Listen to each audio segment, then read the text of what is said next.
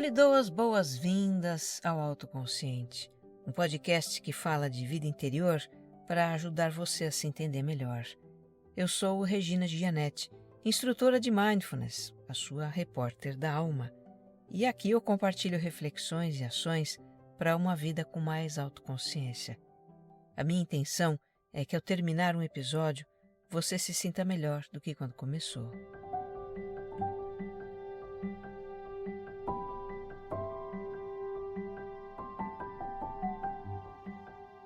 Se você me escuta pela primeira vez, o Autoconsciente é um podcast quinzenal, tem episódio novo em domingos alternados. E é também um podcast serial. Os episódios têm uma sequência em que os temas vão se aprofundando.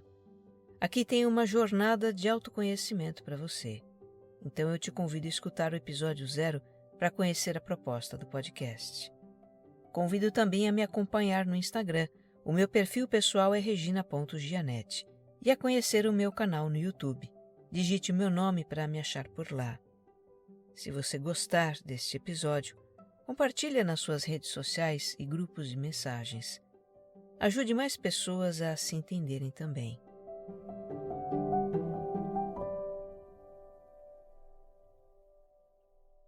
Episódio 122. As Mensagens dos Sonhos, parte 2.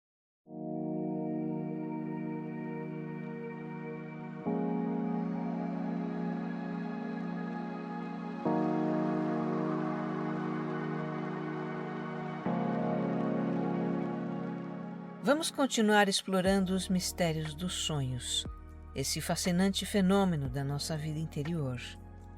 Eles são o nosso passeio noturno pelas dimensões do inconsciente pessoal e coletivo.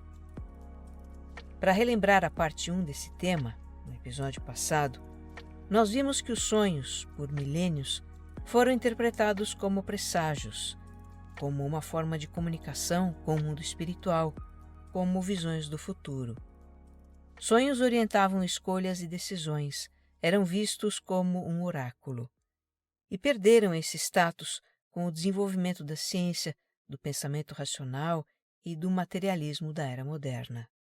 Até que, no começo do século XX, Freud resgatou a importância dos sonhos para a nossa vida ao afirmar que são fenômenos da dimensão inconsciente da psique, que ele foi o primeiro a desbravar. Para Freud, os sonhos são manifestações simbólicas do desejo não realizado ou reprimido, manifestações de traumas, de neuroses. Portanto, os sonhos refletem muito do nosso passado. Já para a neurociência, os sonhos são um subproduto do processo de consolidação de memórias e aprendizados que acontece no cérebro enquanto a gente dorme. E, por fim, para a psicologia analítica de Carl Jung, os sonhos são gerados pelo centro regulador da psique, o self, como ele denominou a dimensão transcendente ou espiritual do ser humano. Na visão junguiana, o self se vale dos sonhos para equilibrar a nossa vida psíquica e para fazer chegar à nossa consciência aquilo que está inconsciente, conflitos interiores, aspectos de nós que não reconhecemos e também uma compreensão mais profunda de nós mesmos e da vida. Neste episódio, nós vamos seguir com a teoria de Jung, que considera os sonhos como um canal com a nossa dimensão espiritual. Como diz Marie-Louise von Franz no livro O Caminho dos Sonhos, estes são como cartas que o Self nos escreve todas as noites, para nos despertar para algo, apontar uma direção, nos dar um alerta, um conforto, uma sacudida. Então vamos explorar aqui de que maneira olhar para os nossos sonhos.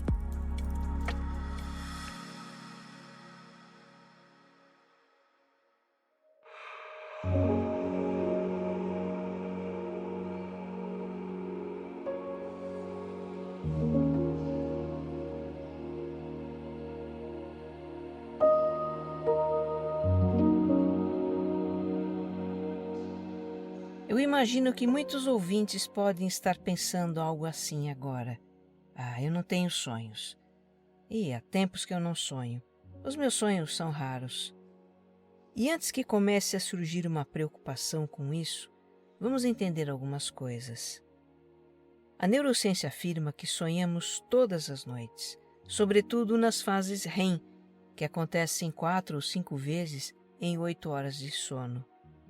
O sono REM é aquele em que os olhos se movem. Sonhar a gente sonha, a neurociência garante. O que acontece então é que a gente não lembra do que sonha, ou não presta atenção aos sonhos, como diz a doutora Von Franz. Em seu livro, ela conta que muitas pessoas que a procuravam como analista diziam não sonhar. Ela respondia que tudo bem, vamos ver. Ela imaginava que as pessoas ficariam pensando, será que eu vou sonhar? E o que acontecia é que sonhavam de fato.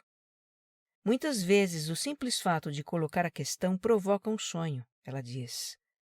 A doutora nunca encontrou alguém que não sonhasse, com exceção de pessoas com quadros depressivos muito graves, e essas, quando voltavam a sonhar, passavam a se sentir melhor. Uma chave para sonhar mais é querer sonhar. Eu estava numa fase de sonhos espaçados quando comecei a trabalhar nesse tema, e aí eu passei a sonhar adoidado. Acho que o Selfie quis me dar bastante exemplos para usar no podcast. Pode haver também uma resistência a sonhar. Eu estou me lembrando aqui de uma aluna que se queixava de insônia e um dia ela me contou que havia experimentado uma medicação, mas não gostou porque a fez sonhar muito. Eu observei, mas quem dorme sonha. Você não quer sonhar? Para encurtar a história, tá? Ocorreu a ela que a insônia poderia estar relacionada a um certo medo de sonhar. Isso pode acontecer com pessoas que ficam impressionadas com os sonhos que tiveram ou têm pesadelos. Para casos mais extremos, existe um nome, oneirofobia, derivado de Oneiros, da mitologia grega. Oneiros eram divindades ligadas ao sonho, entre elas Morfeus. Ninguém tem medo porque quer.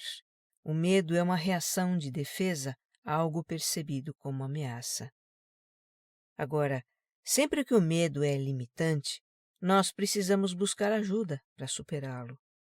Não há razão para temer os sonhos se a gente considerar de onde eles vêm, do nosso eu divino. É verdade que alguns sonhos são desagradáveis, e se assim são, é para nos fazer dar atenção a algo importante. Os sonhos são sempre benignos, são sempre para o nosso bem.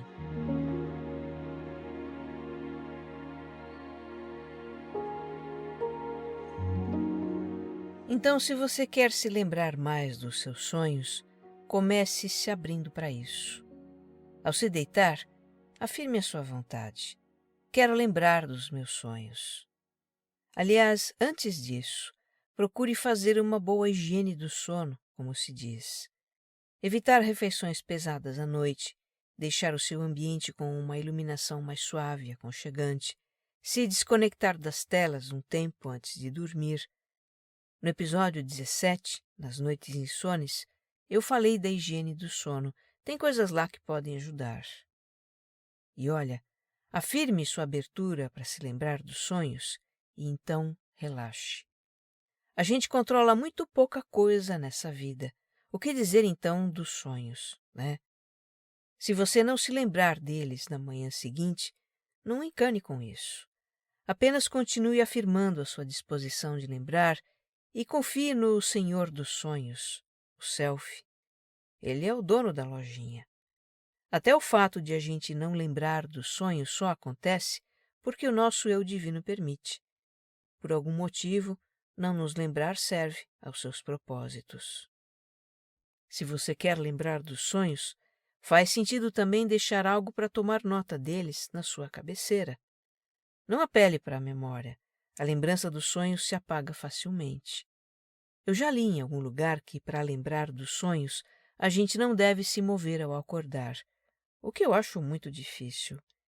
Quem acorda com o despertador, e a maioria das pessoas acorda, precisa se mover para desligar o despertador, pelo menos. Eu sei que eu me mexo ao acordar, eu só não levanto. Fico lá deitado um tempo e aí começam a vir as lembranças dos sonhos. Podem ser cenas soltas, fragmentos, um sonho com história, seja o que for, eu tomo nota. A primeira coisa a fazer ao acordar é tomar nota. O que usar para tomar nota? Especialistas no assunto recomendam que seja um caderno. Nele você pode escrever e desenhar. Uma terapeuta que eu tive me falava da importância de desenhar objetos ou símbolos que me chamassem a atenção no sonho. Por muito tempo usei um caderno que eu mantenho para desenhos. E para o registro dos sonhos, ultimamente eu tenho usado o celular, mas com certos cuidados. Tela de celular é um perigo para a atenção. É como um triângulo das Bermudas. É cair lá e se perder. Se você pega o aparelho para anotar um sonho, mas de cara se distrai com uma mensagem, um e-mail, resolve dar uma olhada nas notícias, já era. Eu pego o celular, abro o meu diário de sonhos e começo a anotar. Tem vários aplicativos gratuitos para isso, é só baixar. Quando não temos tempo para tomar notas, o jeito é registrar palavras-chave que ajudam a lembrar do sonho depois. Ou talvez gravar um áudio. Gravar é um recurso muito útil também para aqueles casos em que a gente só lembra do sonho bem depois que acordou, em qualquer momento do dia. Isso acontece bastante. No caso de gravar, é necessário transcrever o áudio mais tarde. Um diário de sonhos só funciona se eles estiverem escritos e a gente puder consultar as anotações com facilidade. Com o passar do tempo e o acúmulo de sonhos, podemos perceber alguns temas que se repetem ou padrões. Outra coisa importante: funciona melhor a gente primeiro registrar o sonho o mais detalhadamente possível, para só depois se ocupar de refletir sobre ele.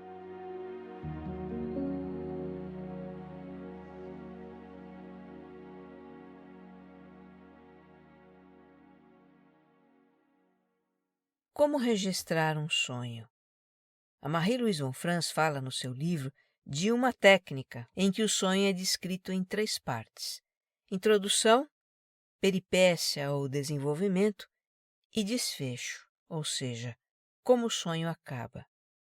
Nem todo sonho, ou pelo menos aquilo que a gente lembra dele, parece ter tamanho suficiente para preencher essa estrutura. Muitas vezes acontece de a gente recordar uma cena rápida, sem enredo, sem diálogos. Mas não vamos menosprezar sonhos curtos, viu? Eles podem trazer uma mensagem importante, tão importante que ela vem assim, concentrada, num sonho em que não tem muito o que lembrar para entender o recado. Na minha vivência com sonhos, eu aprendi a registrar tudo de que a gente se lembra, com detalhes. Porque, como se diz, Deus está nos detalhes, e nada em um sonho aparece por acaso. Se nos lembramos de pensamentos que tivemos no sonho, sentimentos, sensações físicas, objetos para os quais olhamos, expressões ou ações de outras pessoas, elementos da paisagem, tudo precisa ser anotado. Eu vou descrever um dos meus sonhos para exemplificar. Eu escolhi um sonho bem recente, que eu meio que entendi e curto, para não cansar você, meu ouvinte, e também para mostrar como rende a descrição detalhada de um sonho rápido, para o qual à primeira vista a gente pode não dar muita importância. Bom, a introdução é assim. Eu estou em um local ao ar livre, que eu não conheço, e é dia. Tem bastante claridade ali. Eu não me recordo de elementos da paisagem. Na minha memória vem um local claro e aberto apenas. O meu pai está junto comigo e nós estamos olhando para um vaso grande, desses de jardim. O vaso contém um torrão de terra com um formato arredondado, sendo que metade do torrão está para fora do vaso. No topo do torrão tem algumas folhas novas. É como se elas tivessem brotado há pouco. E na parte do torrão que está rente à borda do vaso, de lá saem 2 folhas longas que parecem meio murchas, desvitalizadas. Bom, essa é a introdução de um sonho, o cenário, quem está com a gente, o que estamos fazendo, ou vendo, ou escutando. Eu descrevi aqui tudo de que eu me lembro com o máximo de detalhes e também desenhei o vaso no meu caderno.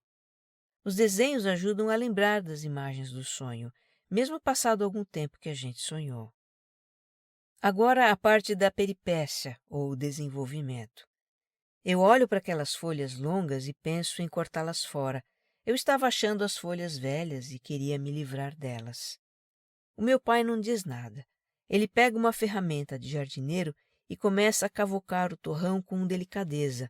E eu penso assim, ele está fazendo buraquinhos para a água penetrar, o torrão está muito seco.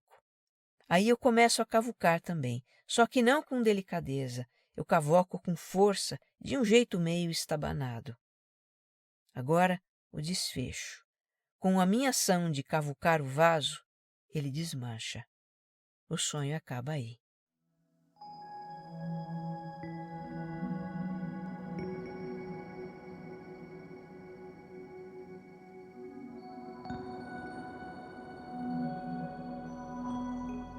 Depois que registramos o sonho, então podemos refletir a respeito e, quem sabe, extrair dele uma mensagem. Eu digo quem sabe, porque, sendo muito realista, são poucos, bem poucos os sonhos que fazem sentido quando tentamos interpretá-los. Isso é porque os sonhos não são para dizer o que já sabemos. São para nos contar sobre algo que não sabemos, algo desconhecido, um ponto cego. A doutora Von Franz diz que até um analista junguiano que vive interpretando sonhos alheios tem dificuldade para decifrar os seus próprios. É como tentar enxergar as próprias costas, ela compara. O sonho, às vezes, nos diz coisas óbvias que não percebemos, mas outras pessoas que nos conheçam, que conheçam o nosso momento ou situação de vida, elas podem ver. É claro que se a gente puder ter a ajuda de um analista para entendermos os nossos sonhos, é o melhor dos mundos, né? Eles são formados para compreender o funcionamento da nossa psique e interpretar a linguagem simbólica dos sonhos. Mas se ter essa ajuda não for uma opção, não desanime. Podemos saber o básico sobre interpretação de sonhos, já é alguma coisa. Podemos também contar com muitas chances para entender as mensagens que o Self tem para nós, porque ele não se cansa de produzir sonhos para dizer algo de maneiras diferentes. Ele também usa outros meios para despertar a nossa consciência, como intuições, sentimentos, sincronicidades. Além disso, tem sonhos que a gente só vai entender mesmo algum tempo depois, em decorrência de situações que acontecem na nossa vida, como ocorreu naqueles 3 que eu contei no episódio passado. Mas enfim, eu vou compartilhar o que eu aprendi sobre interpretação de sonhos em terapia. Eu estou longe de ser uma expert no assunto, mas o pouco que eu sei me permite ao menos investigar os sonhos. E trago também algumas dicas que é possível tirar dos exemplos e comentários da Marie-Louise Von Franz no livro dela. Antes de mais nada, o que não fazer? Consultar dicionários ou almanaques de sonhos. Tem vários deles por aí, na forma de livros e sites de internet. Ainda que você tenha sorte de encontrar um dicionário que seja bem embasado, o problema com essas obras, segundo a Von Franz, é que elas oferecem significados fixos e reducionistas, tipo, sonhar com agulha pode ser isso, aquilo e mais isso. O simbolismo onírico, ela diz, é muito individual. O que conta é o que o símbolo significa para o sonhador e as experiências que este teve com o símbolo. Ok, sem almanaque de sonhos então, vamos a 2 premissas que nos ajudam a encontrar significados nos sonhos. Premissa 1. Geralmente, tudo no sonho diz respeito a nós ou à nossa vida. Premissa 2. Geralmente, o que aparece no sonho tem sentido figurado, simbólico, é uma metáfora. Eu friso aqui a palavra geralmente porque não se pode ser taxativo. Eventualmente podemos ter sonhos que dizem respeito a outras pessoas ou situações externas a nós. Eventualmente um sonho pode trazer uma mensagem muito direta e objetiva também. Digamos que você sonha que está em uma casa e essa casa está em desordem. Você anda pelos cômodos e percebe muitas coisas fora do lugar. O seu pensamento é: alguém entrou aqui e fez essa bagunça toda. Você poderia interpretar isso como um alerta para cuidar melhor da segurança da casa. Mas não tome o sonho tão ao pé da letra. Partindo das premissas de que geralmente tudo no sonho diz respeito a nós e tem um sentido figurado, você poderia considerar a casa como uma metáfora da psique. Aliás, esse é um simbolismo universal. Nós vamos falar dele mais adiante. A desordem na casa provocada por alguém, um intruso, poderia ser entendida como algum tipo de influência psíquica que você está recebendo, talvez de acontecimentos, de opiniões alheias, vai depender do que estiver acontecendo na sua vida no momento. Então, esse sonho poderia estar mostrando que há influências e o que elas causam, para você se proteger de alguma forma. Você talvez esteja se perguntando: mas não poderia ser um sonho para alertar de uma invasão criminosa em casa? Um sonho premonitório? Bem, teoricamente sim, poderia. Mas sonhos premonitórios são raros. É muito mais provável que seja um sonho metafórico. Agora, se é premonitório ou metafórico, só o tempo mesmo pode responder.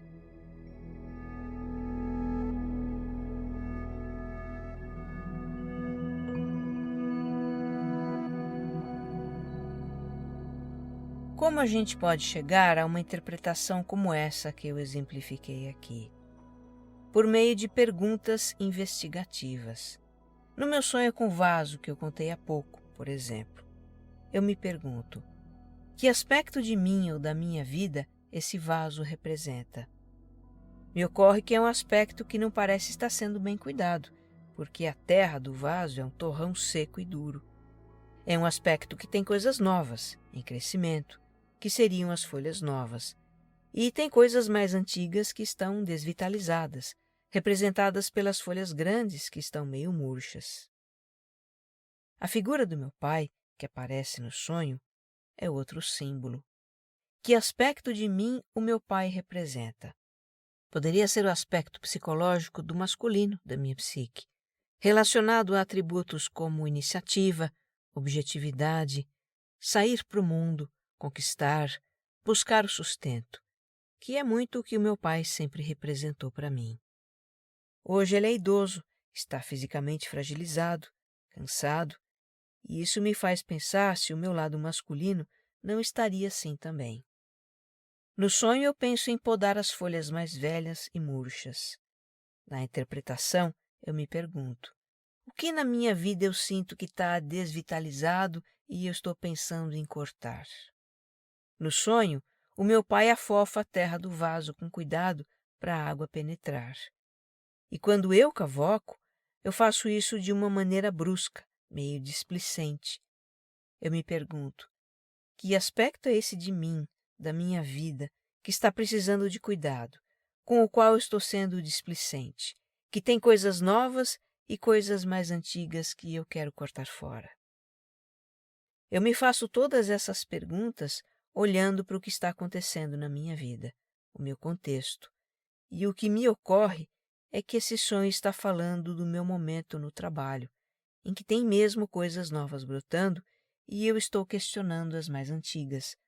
E a minha energia de sair para o mundo anda meio em baixa. Eu realmente sinto isso. E aí, olhando para como o sonho termina, com o vaso desmanchado, o que me ocorre é que eu preciso ser cuidadosa, não fazer nada de modo brusco ou displicente, manter as coisas antigas e não arrancá-las. Bom, é essa a interpretação que tem para hoje. Fez sentido por agora, pelo menos. Não dá para ter certeza de que entendemos o sonho corretamente.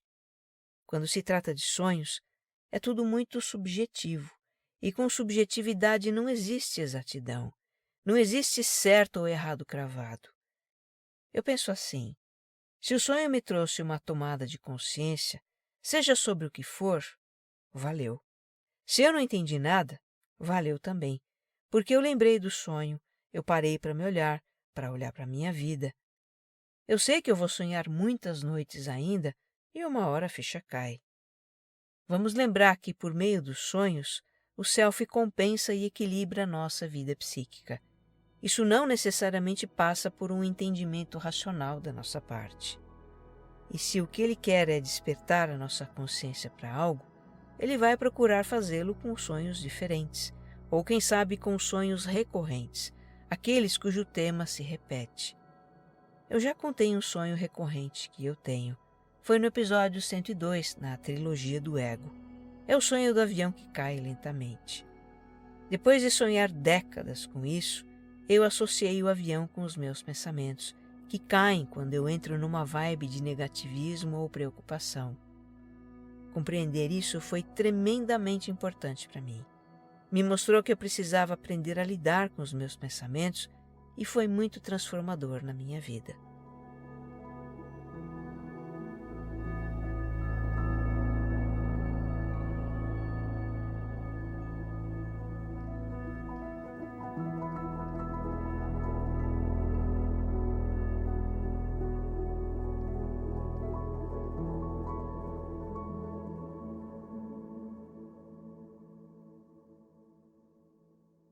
Interpretar um sonho é considerar tudo o que aparece e acontece como elementos simbólicos, e então fazer a leitura dos símbolos de acordo com o que eles representam para nós. Os símbolos que mais aparecem nos nossos sonhos são pessoas, e elas não estão no sonho como elas mesmas, mas como representantes de aspectos de nós. Se eu sonho com uma pessoa de alguma forma conhecida, eu me pergunto: que aspectos positivos e negativos eu vejo nessa pessoa? E eu assumo que aquilo que eu vejo nela está refletindo uma faceta de mim, algo que também existe em mim. Se eu sonho com uma pessoa desconhecida, eu me atenho à impressão que ela me causa e assumo aquilo como algo meu também. E sejam conhecidas ou desconhecidas, o que as pessoas fazem no sonho também refletem algo que eu, consciente ou inconscientemente, faço. Objetos, animais, situações, tudo isso são símbolos. E entre a infinidade de símbolos que aparecem nos sonhos com um significado pessoal, há alguns cujo significado é mais universal. Quer dizer, nós podemos entender aquele símbolo de uma maneira mais ou menos comum a todo mundo. O símbolo casa, por exemplo, quando aparece em um sonho, geralmente representa a nossa psique. Os objetos e cômodos que encontramos na casa, se ela é nova ou antiga, sua aparência, tamanho ou localização, como nos sentimos nela e qualquer outra impressão que tenhamos da casa, assim como situações que acontecem nela, tudo isso diz algo sobre a nossa psique. Já o símbolo carro ou outros meios de transporte podem ser associados ao nosso ego e ao modo como nos conduzimos na vida. Se somos nós que dirigimos e como dirigimos, ou se é outra pessoa que dirige, ou se vamos no banco de trás. Se batemos o carro, se o perdemos ou se ele é roubado. O que isso pode dizer sobre o nosso ego? Se em vez de carro estamos em um trem que caminha sobre trilhos e não pode sair deles, ou é um trem que descarrila. Enfim, situações envolvendo meios de transporte simbolizam como o ego se conduz na vida, ou algo que está ocorrendo com ele. Outro símbolo bastante comum é a morte. Quando morremos em um sonho, podemos interpretar isso como uma mudança radical que está acontecendo ou deve acontecer, algo em nós que não pode mais continuar como está. Quando alguém morre no sonho, consideramos o que aquela pessoa representa para ter uma pista de que aspecto em nós não pode permanecer. Nudez. Estar nu é estar exposto.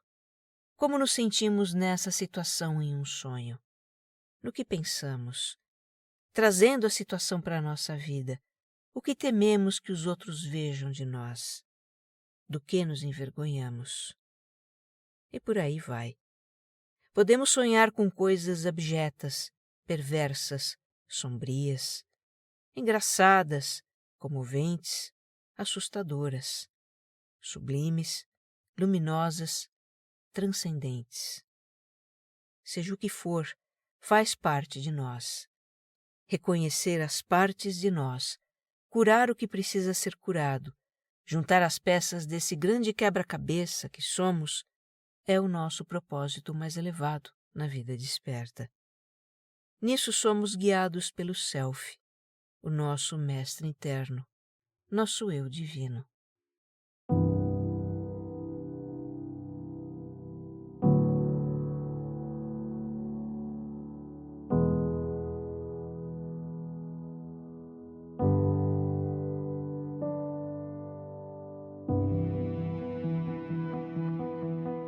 Eu acho fascinantes essas nossas vivências que transcendem os limites da matéria e do tempo linear, que subvertem a lógica, que não se prendem às leis da física. E quando eu penso que nada disso é aleatório, mas intencional, que há um propósito nessas experiências, realmente é maravilhoso. E como a gente precisa disso? Eu imagino que se não existisse a vida onírica, a vida física seria insuportável, ainda mais nesses tempos pós-modernos, empobrecidos de sentido. Não é que a vida dos sonhos seja uma fuga, mas uma lembrança. Lembrança de que a existência transcende o nosso corpo frágil e finito, de que somos muito mais do que a nossa mente tagarela. A vida nos sonhos, com seus enigmas e situações que nos desconcertam, também nos lembra do quão pouco sabemos sobre os mistérios da vida e do universo. Nos chama a deixar de lado nosso orgulho e sofisticação intelectual e fazer simplesmente aquilo que o ser humano faz desde o início dos tempos: deitar, deixar-se adormecer e sonhar. Que você esteja bem. Um abraço.